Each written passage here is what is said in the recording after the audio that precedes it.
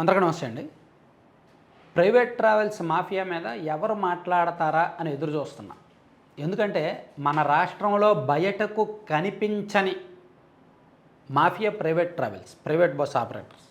బయటకు కనిపించని నష్టం, ప్రాణ నష్టం ప్రైవేట్ ట్రావెల్స్ వలన జరుగుతోంది.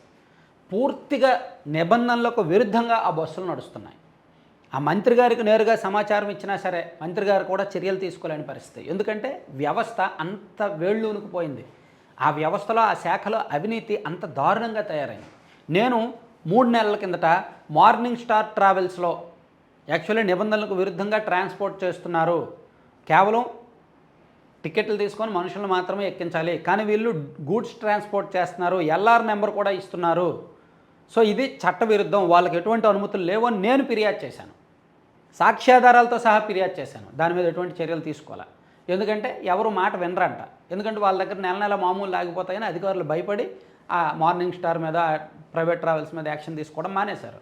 ఇప్పటికీ అదే జరుగుతుంది. ఇప్పటికీ కూడా ప్రైవేట్ ట్రావెల్స్లో ఈ ట్రాన్స్పోర్టేషన్ జరుగుతుంది. లగేజ్ వేసుకెళ్తున్నారు, గూడ్స్ వేసుకెళ్తున్నారు. ఇది ఎంత తప్పు తెలుసా? సో ఇలా ప్రైవేట్ ట్రావెల్స్ మాఫియాలు అన్నీ ఇన్ని కావు. రోడ్డు మీద అడ్డదిడ్డంగా వెళ్తారు, ఓవర్ స్పీడ్లో వెళ్తారు, నిబంధనలకు విరుద్ధంగా ఉంటారు. సో వాళ్ళకి ట్రాన్స్పోర్ట్ డిపార్ట్మెంట్ వాళ్ళకి లంచాలు ఇచ్చుకొని మేనేజ్ చేసుకుంటూ వస్తారు. ఈ సమస్య మీద ఈరోజు నెల్లూరు రూరల్ ఎమ్మెల్యే కోటంరెడ్డి శ్రీధర్ రెడ్డి గారు స్పందించారు. అసెంబ్లీలో మాట్లాడారు. సో 10 1-2 ప్రమాదవశాత్తు జరుగుతున్నాయి, ప్రైవేట్ ట్రావెల్స్ నిర్లక్ష్యంతోనే ఎక్కువ యాక్సిడెంట్లు జరుగుతున్నాయి, బస్సు యజమాని నిర్లక్ష్యంతో ప్రమాదం జరిగితే యాక్సిడెంట్ కాకుండా మర్డర్ కేసు పెట్టాలని ప్రపోజ్ చేశారు ఆయన. 100% కరెక్ట్. బస్సు యజమాని ఇప్పుడు ఆ మధ్య హరికృష్ణ ట్రావెల్స్ అని ఒకటి జరిగింది. అలాగే మొన్న అనంతపురంలో ఒక ట్రావెల్ బస్సు ఒకటి బోల్తా పడింది. అలాగే అంతకుముందు కావేరీ ట్రావెల్స్ బస్సు ఒకటి కర్నూలులో జరిగింది. ఇలా యాజమాన్యం నిర్లక్ష్యం కనిపిస్తోంది, అలాగే డ్రైవర్ నిర్లక్ష్యం కనిపిస్తోంది. సో మరి యాజమాన్యాన్ని ఏం చేశారు? ఆ డ్రైవర్ని ఏం చేశారు? డ్రైవర్ని ఏదో కేసు పెడతారు, లోపలేస్తారు, తర్వాత బెయిల్ వస్తుంది, బయటకు వస్తాడు. యాజమాన్యాన్ని ఏం చేశారు?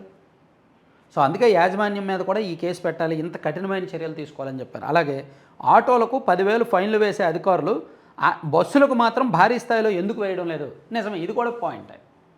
ఆటోలు పాపం రోడ్డు మీద వెళ్తే వాళ్ళకి 5,000 10,000 భారీ ఫైన్లు వేసి భయపెడతారు వాళ్ళని, ఆటో వాళ్ళని. మరి అంతంత పెద్ద పెద్ద బస్సులు లక్షల్లో టర్నోవర్, కోట్లలో టర్నోవర్ చేసే ప్రైవేట్ ట్రావెల్స్ బస్సుల్ని ఎందుకు ఆర్టీఏ అధికారులు ఆపరు? ఎందుకు వాళ్ళ మీద చర్యలు తీసుకోరు? అసలు వాళ్ళకేంటి స్పీడ్ లిమిట్ ఉండాలి, 80కి మించి వెళ్ళకూడదు.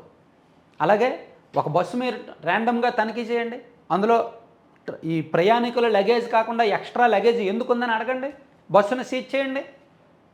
అలాగే బస్సు డ్రైవర్ ఎంతకాలం, ఎన్ని గంటల నుంచి డ్యూటీ చేస్తున్నాడు, ఆల్టర్నేటివ్ డ్రైవర్ ఉన్నారా లేదా, ఇది కూడా చూడండి. అలాగే స్లీపర్ బస్సుల్లో నిబంధనలకు విరుద్ధంగా ఎన్ని నడుస్తున్నాయని చూడండి.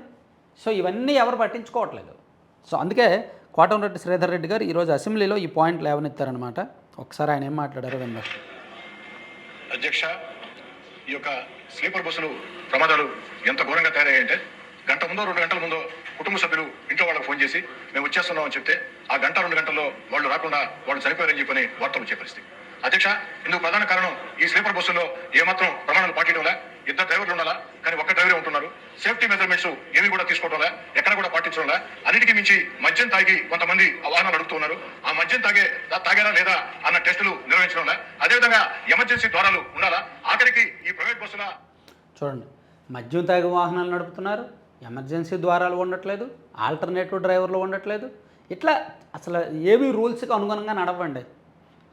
సో మరి వీళ్ళ మీద ఏం చర్యలు తీసుకుంటున్నారు? నెల నెల మామూలు ఇస్తారు, అప్పుడప్పుడు తనిఖీలు చేసి ఇదిగో మేము ఇన్ని ప్రైవేట్ ట్రావెల్స్ బస్సులు చెక్ చేసాము, అందులో ఇన్ని సీజ్ చేసాము, ఇన్ని మీద ఫైన్ వేసామని లెక్కలు చెప్పుకోవడానికి, పేపర్లో వేయించుకోవడానికి, లెక్కలు చెప్పుకోవడానికి చెప్తారు. కానీ వీళ్ళకి నెల నెల ప్రతి ట్రావెల్స్ టూర్ ఆపరేటర్స్ నుంచి వీళ్ళకి మామూలు వెళ్ళాల్సిందే. దానికోసం ఒక అసోసియేషన్ కూడా ఉంది. ఈ ప్రైవేట్ ట్రావెల్స్ ఆపరేటర్స్తో ఒక అసోసియేషన్ ఉంది. దాని నుంచి ఆ డిపార్ట్మెంట్ అధికారులకు, ఆ డిపార్ట్మెంట్ ప్రజాప్రతినిధులకు, ఆ డిపార్ట్మెంట్ చూసే వాళ్ళకి అందరికీ కూడా నెల నెల వెళ్ళాల్సినవి వెళ్తాయి, లేదా అప్పుడప్పుడు వెళ్ళాల్సినవి వెళ్తాయి. అందుకే ఇంత అడ్డగోలుగా, ఇంత అడ్డదిడ్డంగా ప్రైవేట్ ట్రావెల్స్ మాఫియా నడుస్తోంది.